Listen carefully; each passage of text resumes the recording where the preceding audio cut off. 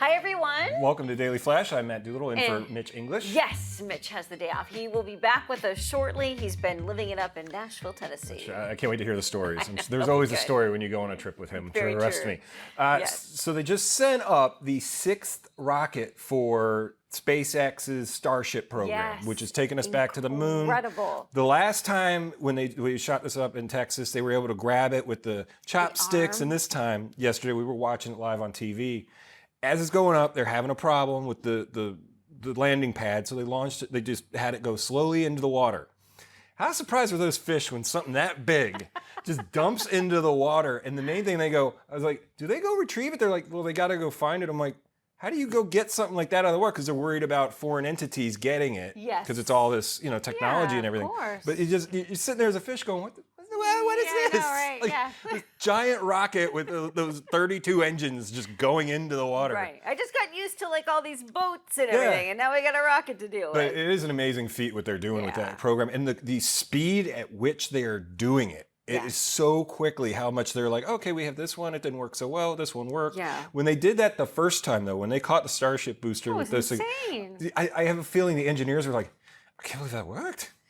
Well, and if you're in Central Florida and you've ever had a chance to see a SpaceX rocket launch and watch the boosters come back, that's even more incredible. Because how they do that, I do not know. They come back down in sync and they land perfectly on these, landing pads. Yeah. It's I thought it was something from a Marvel movie the first time I saw it. It looks like we went out it. there and saw it. I was like, whoa, that's real. Yeah, I watched an interview with one of the astronauts who spent some time on the space station, and he was just saying the fact that Elon Musk is able to do this kind of program and with the technology, and these rockets are the biggest rockets they've ever had, larger than anything that NASA's ever produced. And he said it's just amazing what we're able to do at this point. And being here in Central Florida, we've got them going up so quick. Yeah. But what they had to start doing was when they're landing planes from other parts of the country, they've had to say, ladies and gentlemen, look out your window to the left. That is a SpaceX rocket. That is not a missile coming back at us, because when it's coming in, it was freaking people out on airplanes. So they've had to tell them, calm down, it's all fine. Yeah, but they got the best seat in the house. So. Yeah, I would really wish I could catch it up in the air one day. That'd be nice. Cool,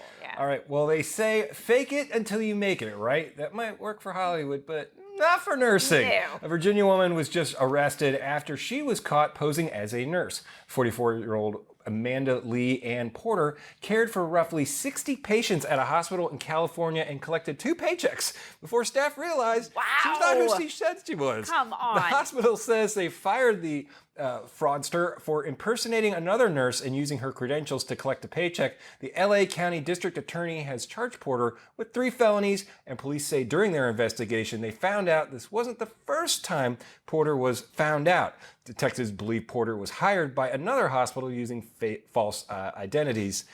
How do you? That's one of those specialty gigs where it's like you could fake, like, I don't know, maybe trying to be a police officer and get away with it for a little bit. Yeah, but a nurse in a medical facility, I don't get it. Like, you can barely get a Tylenol out of these people if you are a patient there. Right? How do you fake being someone else? They roll the drug card in, and now they've got to put in a code system to pop it out to even give it to you. So she had to know the code system, or she just roamed the halls aimlessly, maybe? What's a little concerning is, yes, security, and then what was she doing there? Was she really there because of the love of caregiving and what she wanted to do, or was she planning on doing something a little bit more sinister? It could have been one of those where, well, she could be trying to sell the drugs or trying to do something nefarious. We've heard of people purposely killing people in there just because that's their crazy part. Yes, so, Netflix did a big docudrama on it. It was insane. Do you think, though, if she had to go in and, I mean, we've all had our experiences, and nursing is some of the hardest job in the world. Yes. But when they're poking your arm and they just can't get it, and you're finally like, can I get somebody else? I've had this issue with my mom. She will scream and yell. Can we get somebody else? Does think she went in there? She's like,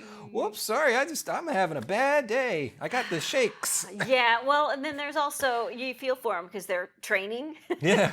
They're like, we have so-and-so here, they're training. Would you mind if, they joined along with us? I'm like, well, I don't know if I can say yes or no, and then you're like, how involved are they going to be? Healthcare and haircuts. I don't want trainees on those things.